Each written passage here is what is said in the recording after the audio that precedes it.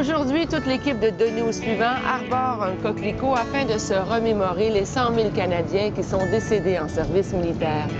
En ce jour du souvenir, nous avons décidé de réaliser le souhait d'un homme qui a combattu lors de la Deuxième Guerre mondiale.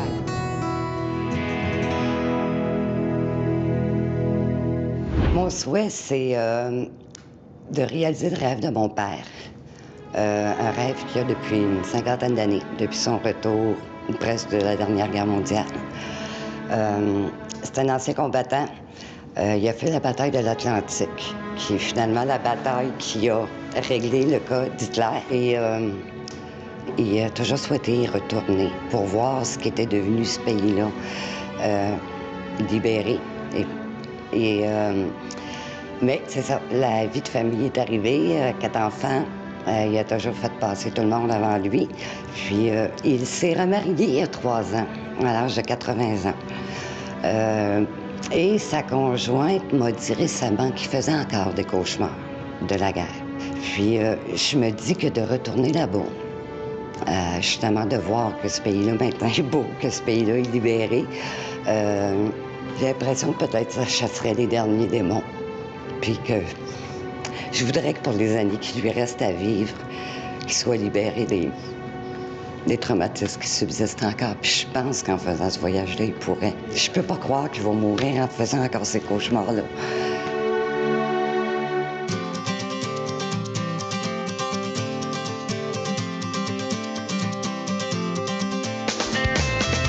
On vient d'arriver à Saint-Jean-sur-Richelieu. Première étape, on s'en va surprendre Hélène qui a fait une demande pour son père. Nous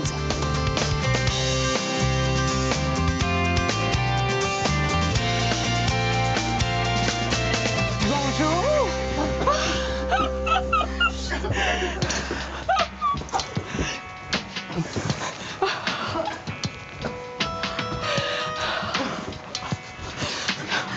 Ça va-tu? Quand j'ai ouvert la porte et que j'ai vu l'équipe, c'est un sentiment d'irréalité, carrément. Non, j'ai pas cru, mais je suis incroyablement heureuse. On est ici pour te dire qu'on a décidé de réaliser ton souhait. Pas de mots. Cache-toi pas, Adèle! Je pense que c'est un souhait qu'elle chérit depuis bien des années. Et elle réalisait ce matin que finalement, son père allait peut-être pouvoir tourner la page. Là, ce qu'on souhaite faire avec toi, c'est t'amener chez ton père. OK. Pour annoncer à ton père... Avant qu'il parte pour la cérémonie du souvenir. Tu as tout compris.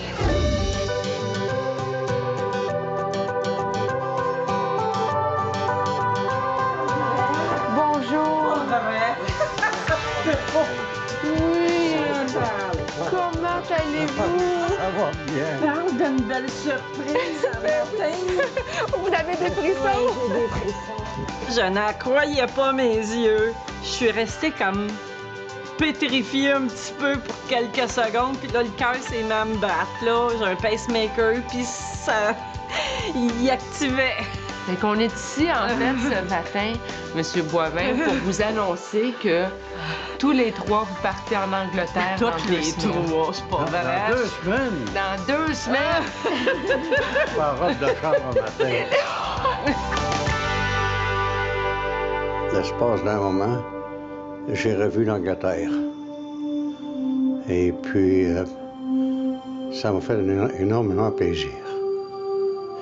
J'ai senti une émotion intérieure qui me bouleverse encore. Je peux vous dire qu'au début, il faisait des cauchemars 2 à 3 fois par semaine. De retourner là, il va voir qu'il y a des belles choses maintenant, puis que les gens sont libres. Je peux pas demander mieux à la vie. Au moment où la Deuxième Guerre mondiale s'est déclenchée, j'avais 17 ans. Je m'étais enrôlé comme radiotélégraphiste et mitrailleur. Notre travail à ce moment-là consistait à protéger la côte contre les sous-marins. Et puis si ça a pu permettre de vivre une vie normale aujourd'hui, eh bien, c'est ça que je veux voir.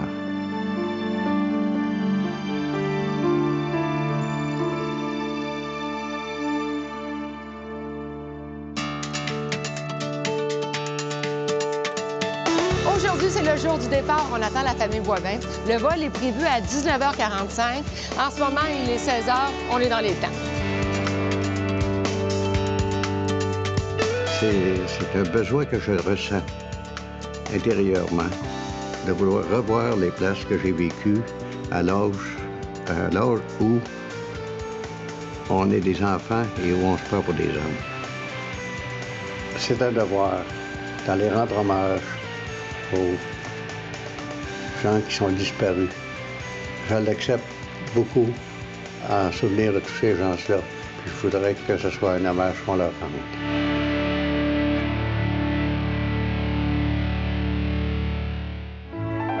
J'ai besoin de voir la plage sans roche barbelée, sans bloc de ciment. Et moi, je pense que le voyage que je fais aujourd'hui va m'aider à faire le vide.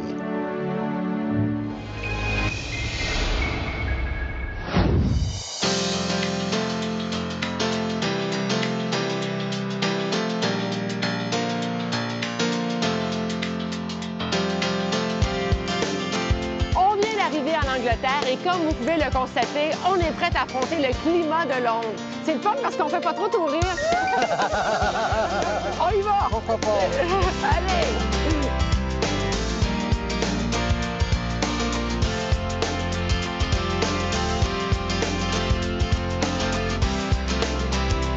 On a voulu commencer le voyage en faisant vivre un moment heureux à M. Boivin. Alors, on l'a amené à l'endroit où il était quand la guerre a pris fin.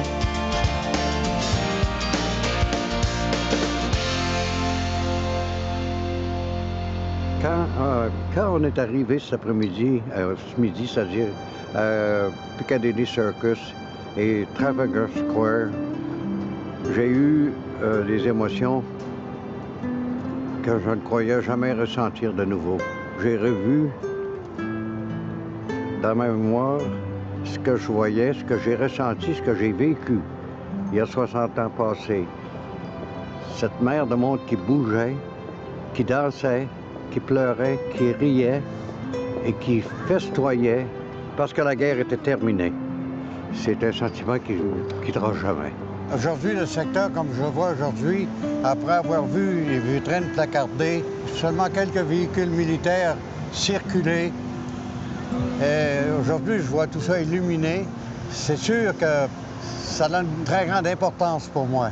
Alors, vous m'aidez à réaliser un rêve que je pensais plus possible. Bien content. Je te remercie beaucoup, Hélène. Je te remercie beaucoup. Je pense qu'on a pris un petit peu pour acquis la paix dans laquelle on vit. Je trouve que c'est une page d'histoire qui est importante, même si nous, on n'a pas été menacés directement. Puis je trouve important que les jeunes qui grandissent réalisent qu'il y a des grands-pères et des arrière-grands-pères qui vivent dans un pays libre maintenant. M. Boivin m'a parlé pendant qu'on était à Londres de la Tamise et j'ai trouvé que ça pourrait être un beau clin d'œil que de lui permettre de découvrir la ville en empruntant la voie maritime.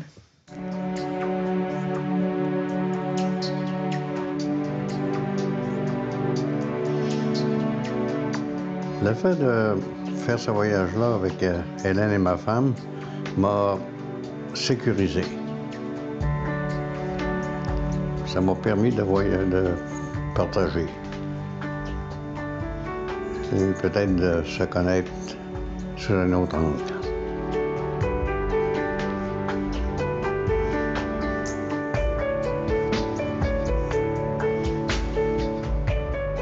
J'ai revu Londres d'une façon différente.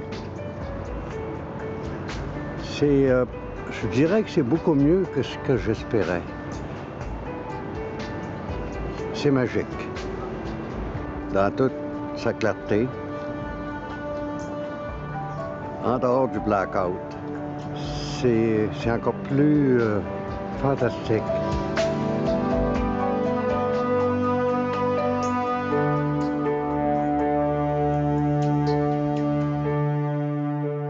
Jour 2 de notre voyage en Angleterre, on a bien dormi, on est en forme. Hein, M. Boivin? Bon. Êtes-vous en forme pour faire de la route? Que dites-vous? Parce qu'on s'en va à Bournemouth. Oh, boy! On a un dîner avec Monsieur le maire. Rien de moins. Et voilà!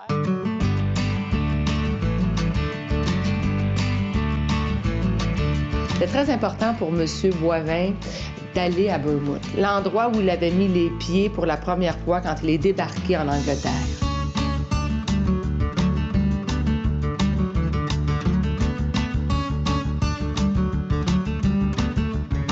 Aujourd'hui, en fait, non seulement on rencontre le maire et la mairesse, mais il y a un vétéran canadien également qui a fait la Deuxième Guerre mondiale. Quand j'ai vu la mère, la mairesse, et quand j'ai donné la main à Terry, il a passé un courant. Ça a cliqué. J'ai dit, ça, c'est mon ami. I'd like to welcome you all to Bournemouth. We're delighted you've come to see us today. We'll say a little more after the meal, but I think we're all rather hungry, so if we can get on with we are even starving. So if we start with our meal, and we'll have a few words after and welcome you properly.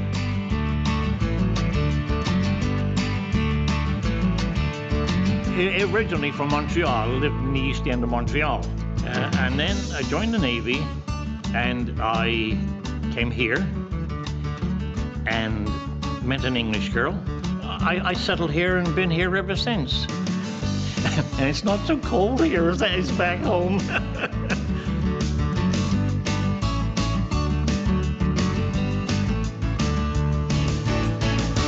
Lors de son séjour à Bournemouth, M. Boivin avait comme responsabilité de patrouiller la côte en jeep d'armée. On a une belle surprise pour lui ce matin.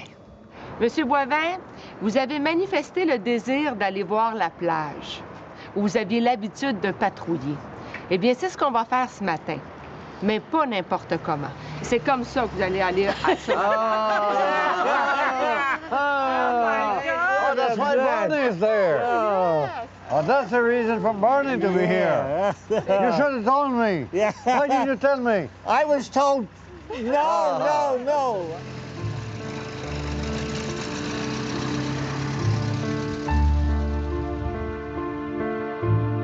J'ai besoin de voir la plage. J'ai besoin de voir Bournemouth en paix.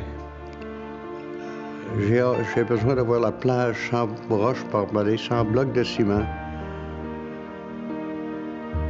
J'ai besoin de ça pour effacer les souvenirs qui me restent. Et moi, je pense que le voyage que je fais aujourd'hui va m'aider à faire le vide.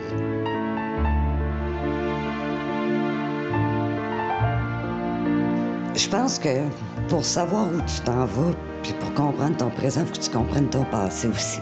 J'ai commencé à réaliser vraiment sur le tard, ça représentait quoi, ce qu'il avait vécu. J'essayais vraiment de me faire des images dans ma tête. Et aussi de m'imaginer mon père, il a 64 ans, en train de regarder une plage où il y avait des barbelés, des piliers de ciment, puis peut-être des sous-marins allemands. C'était tout ça que je pensais, puis je suis fière que cet homme-là, cet individu-là, soit mon père à moi. J'ai le sentiment de contribuer à ma façon à exorciser, en quelque sorte, les mauvais souvenirs que la guerre lui aura laissés. Et mon désir, c'est que quand il va revenir à Montréal, bien, qu'il va garder juste des bons souvenirs de l'Angleterre.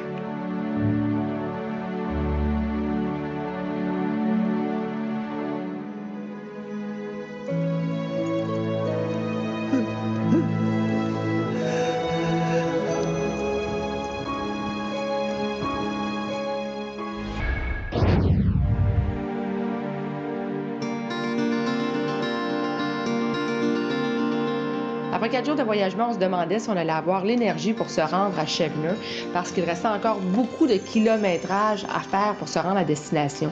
Mais M. Boivin tenait à y aller parce que c'est là qu'était située la base militaire et c'est là probablement le lieu le plus représentatif pour lui pendant le temps de la guerre parce que c'est l'endroit où il a servi.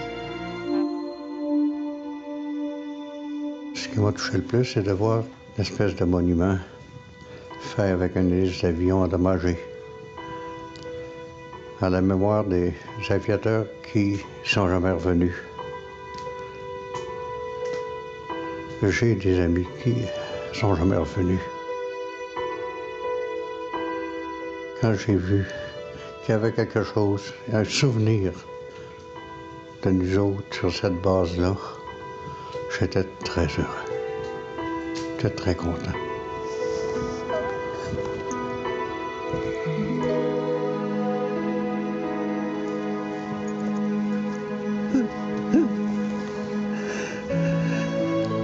J'ai beaucoup pleuré quand j'ai vu la plaque. Ça m'a fait du bien, ça m'a fait réfléchir, ça m'a fait penser que ce qui avait été fait n'a pas été fait inutilement. Voir mon mari là, qui était là, tu sais, avec les larmes, là, puis tu voyais là, les sentiments qui l'habitaient, là, je trouvais ça dur. Ça n'a pas été facile à vivre, ce moment-là, pour moi. J'ai juste voulu qu'il sente que j'étais là et que j'essayais de comprendre. De voir mon père laisser sortir ses émotions comme ça, c'est quelque chose qui m'a fait du bien, beaucoup. J'avais quelque chose à vivre de plus que je chantais en dedans de moi, puis je chantais que j'avais besoin de vivre là. Aujourd'hui, il est plus ouvert à en parler à d'autres. Puis j'aimerais souligner que d'en parler aux jeunes, de sensibiliser les gens à ça, ça serait la meilleure chose qui pourrait arriver à la planète entière. Je me sens beaucoup plus léger, je me sens beaucoup plus libéré. Je pense qu'aujourd'hui, je peux arriver puis dire que je tourne la page.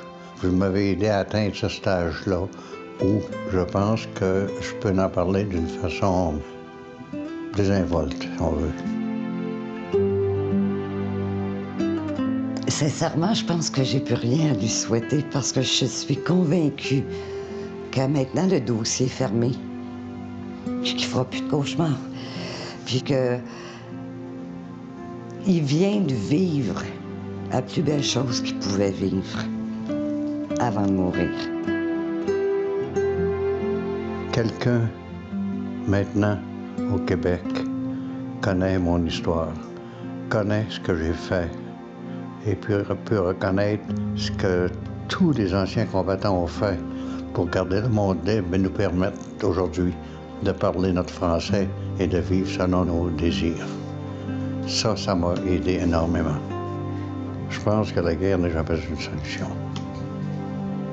C'est beau la vie!